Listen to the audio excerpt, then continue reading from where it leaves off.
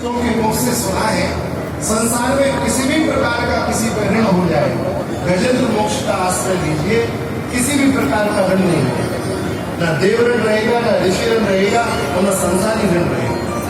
अद्भुत स्त्रोत है गजेंद्र मोक्ष, अद्भुत स्त्रोत है। श्री का तिल के समान सुन रह गई थी, तब इसने पुकारा ओम नमो भगवते तस्मै यतेतच्चिदात्मकं पुरुषायादिबीजाय परेशाय विधीमहि।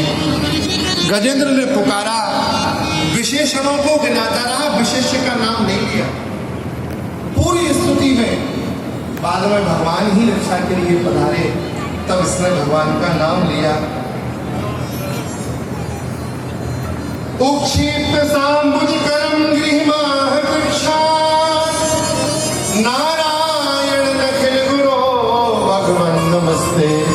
आखिरी में भगवान नारायण का नाम लिया। एक बड़ा सुंदर भाव है, नारायण क्यों कहा? आपका नाम नारायण है। नारायण का अर्थ होता है जो जल में निवास करे, और मैं इस समय जल में ही फंसा हूँ। आपको कहीं दूर से नहीं आना है, मैं आपके ही कार्य क्षेत्र में हूँ। प्रभु यहीं से प्रकट हो जाओ और मेरी रक्षा कर दो। भगवान ने ग्राह को पहले संहार किया, गजेंद्र की रक्षा की, चरण पकड़े थे, इसलिए ग्राह को भगवान ने पहले स्वीकार किया। भगवान के कई मनमंत्रों के चरित्र हैं, और कहीं इस डिब्बे पर रख जाएंगे, कभी वहां रख जाएंगे, ऐसा नहीं। अपराध है, इंद्र से यह अपराध हो गया। दुर्वासा ने माला पहनाई, इंद्र ने उतार के दुर्वासा जी के सामने हाथी को पहना दी।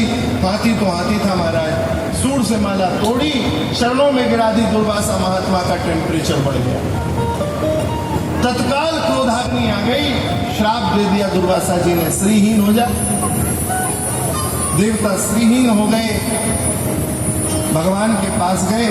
भगवान ने कहा भैया समुद्र मंथन कर लो। अरयोपि संधेया सती कार्यार्थ गौरवे अहि मूषकवद देवा अर्थस्य पदवीं गतैर। यदि काम पड़े तो दैत्यों से भी मित्रता कर लो। भगवान ने ये कूटनीति बताई। बोले कैसे? कहा अहि मूषकवद। हमारे यहाँ नीति में एक कथा है, एक सपेरा था, उसने अपनी पिटारी में एक सर्प को बांध रखा था।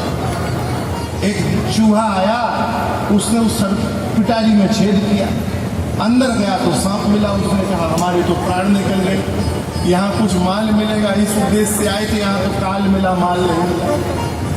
लेकिन तत्काल चूहे को देख के सर्प बदल गया। सर्प ने कहा अरे चूहा भाई बड़े अच्छे पधारे। चूहा ने कहा भाई प्राण में प्राण आए। बोले हम शाकाहारी हो गए हैं, हमने चूहा खाना बंद कर दिया।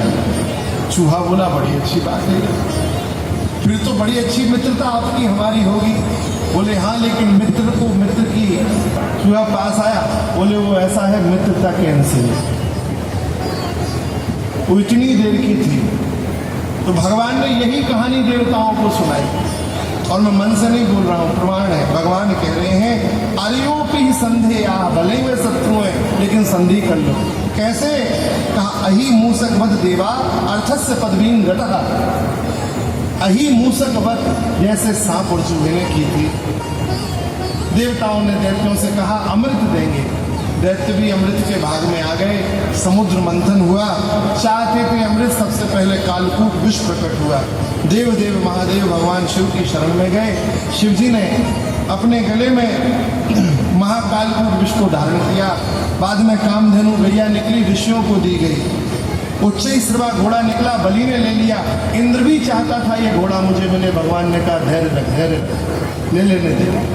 बाद में फिर मंथन किया गया, ऐरावत हाथी निकला। भगवान ने, बलि बोले ये भी मैं लूंगा, भगवान ने कहा नहीं, घोड़ा तुम्हें मिल गया है और हाथी इंद्र को दे दो। इसका मतलब यह है कि थोड़ी प्रीति इंद्र को ऐरावत दे दिया गया। बाद में कौस्तुभ मणि निकली, भगवान के हृदय में आई।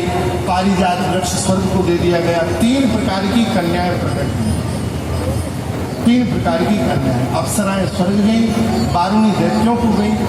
और अष्टम अध्याय के अष्टम श्लोक में, अष्टम स्कंध के अष्टम अध्याय के अष्टम श्लोक में पराम्बा जगदम्बा भगवती महालक्ष्मी का प्राकट्य हुआ। बोलिए लक्ष्मी माता की लक्ष्मी मुझे मिले। दैत्य देव सब चाहते थे कि लक्ष्मी जी मिल जाए, लेकिन लक्ष्मी जी बोली, मैं पारिजात वृक्ष उच्च श्रवा घोड़ा ऐरावत नहीं हूं कि आप लोग बांट लोगे। मैं स्वयंवर करूंगी, जिसको चाहूंगी उसी का वर्ण करूंगी। क्या बताएं, दुर्वासा जी भी लाइन में लगे हैं, लिखा तो ये सब लगे थे लाइन में कि लक्ष्मी जी मिल जाए। शिव जी लगे हैं, ब्रह्मा जी लगे हैं कि हमको देख ले लक्ष्मी जी। एक नहीं है। अच्छा, ये नियम है। भगवती लक्ष्मी ने देखा तो सब में दोष देखे। भगवान को देखा तो भगवान से कहा, जैसा पति मैं चाहती हूं, आखिर गुण तो इनमें सब है, लेकिन एक दोष इनमें भी है, इनमें भी एक दोष है। किसी ने पूछा भगवती माता से कि माता, परमात्मा में भी दोष है, क्या दोष है? भगवती लक्ष्मी बोली, इनमें ये दोष है कि इन्हें मैं तो चाहती हूं, लेकिन ये मुझे देख भी नहीं रहे, यही इनमें दोष है। लेकिन कोई बात नहीं, यह दोष मुझे स्वीकार है। और भगवती माता ने सुंदर वरमाला भगवान नारायण के गले में डाली, ब्रह्मोत्सव हो गया। बोलो लक्ष्मी नारायण भगवान की। बाद में तो महाराज भगवान धन्वंतरी बन के प्रकट हुए। दैत्यों ने अमृत का कलश छुड़ा के भाग गए। पहले मैं लूंगा झगड़ा हुआ।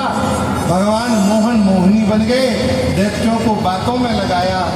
श्री ठाकुर जी ने मदिरा का पान तो दैत्यों को कराया, अमृत का पान करा दिया सब देवताओं को। सिंहिका के गर्भ से उत्पन्न दैत्य, इसको लगा के ऐसा ना हो मेरा नंबर आए तब तक अमृत खत्म ही हो जाए।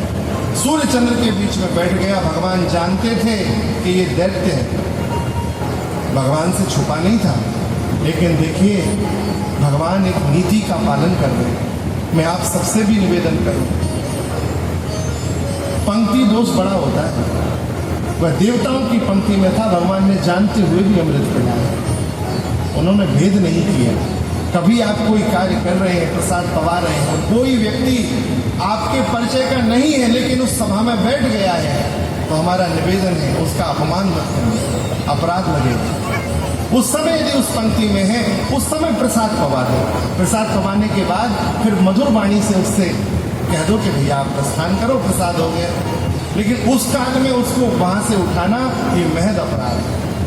भगवान ने चाहते तो भगवान उठा देते। सूर्य चंद्रमा के बीच में बैठा था, भगवान जानते थे कि ये राक्षस है, लेकिन भगवान ने पंक्ति दोष नहीं किया, उसे भी अमृत पिला दिया। बाद में सुदर्शन से उसके सिर को विदीर्ण कर दिया, लेकिन अमृत पी चुका था। दो भागों में राहु और केतु बना। इस प्रकार भगवान ने अमृत पिलाया। देवता और दानवों का आपस में युद्ध हुआ। देवता जीत गए, महाराज बलि मारे गए। शुक्राचार्य जी ने मृत संजीवनी से उन्हें जीवित कर लिया। जीवित करने के पश्चात यज्ञ कराए। यज्ञ से बड़ा प्रतापी रथ प्राप्त हुआ। ऐसा रथ था कि उस रथ को देखकर इंद्र स्वर्ग छोड़ के भाग गए। सारे दैत्यों का राज स्वर्ग हो गया। देवता भागने लगे। माता अदिति के पास गए। अदिति ने कश्यप जी से पूछा, किसी भी प्रकार का कोई भी उपाय बताओ, मेरे बेटों को स्वर्ग मिलना चाहिए। कश्यप जी ने पयोव्रत बताया।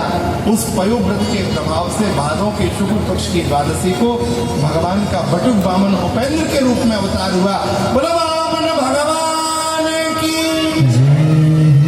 देवताओं ने कहा, भैया हमारे छोटे भाई बन के पधारे हो, हमें स्वर्ग में स्थापित कराओ, स्वर्ग में राज्य दिलाओ। भगवान ने कहा, मैं बलि को मार नहीं सकता, लेकिन मांग सकता हूँ। और पदानी त्रीणी दैत्येंद्र सम्मतानी तदा ममा, 3 पग भूमि का दान मांगा। बलि ने 3 पग भूमि का दान दिया। शुक्राचार्य जी ने रोकना चाहा। बलि ने अपने गुरु से प्रणाम पूर्वक कहा, गुरुदेव यही तो यज्ञ नारायण भगवान है, इन्हीं की कामना कर रहा था, आज यही मांग रहे हैं। गुरु जी को क्रोध आया, श्राप दे दिया, श्रीहीन हो जाओ। भगवान ने संकल्प किया, अपने शरीर को विराट किया। 2 पद में तल वितल सुतल तलातल रसातल पाताल नीचे के 7 लोक, भू भुवा स्व मह जन तप सत्य लोक पर्यंत भगवान ने 2 पद में नाप दिए। सत्यलोक में ब्रह्मा जी ने चरणों का प्रक्षालन किया, कमंडल में संरक्षित किया। वही जल गंगा के रूप में हम सबको प्राप्त हुआ। पश्चात भगवान ने कहा बलि से, बलि बताओ तीसरा पैर मैं कहाँ रखूं? बलि ने कहा, प्रभु आप सत्य संकल्प हैं, आप चाहते तो एक चरण में सारा नाप सकते थे, आप चाहते तो 3 चरणों में नाप सकते थे, लेकिन आपने 2 चरणों में नापा है, तो तीसरे के लिए भी आपने विचार कर रखा होगा। फिर बलि ने कहा, प्रभु एक बात बताओ, दान बढ़ा के दानी बढ़ा? ये अभी तो आपने मेरी संपत्ति ली है, दास आपकी सेवा में है, मेरे सिर पे अपना तीसरा पैर रख दो। भगवान प्रसन्न हो गए, तीसरा पैर बलि को दिया। गए थे बंधन में बांधने, स्वयं बंध गए। भगवान ने कहा, वरम ब्रूयात, वर मांगो। तो कहा, प्रभु जिस द्वार से निकलूं आपके चरणों का, आपके मुखार विद्या का दर्शन। द्वारपाल बना लिया भगवान को बलि ने द्वारपाल बना लिया। भगवती महालक्ष्मी ने देखा कि द्वारपाल बनके भगवान खड़े हैं। नारद जी ने सूचना दी,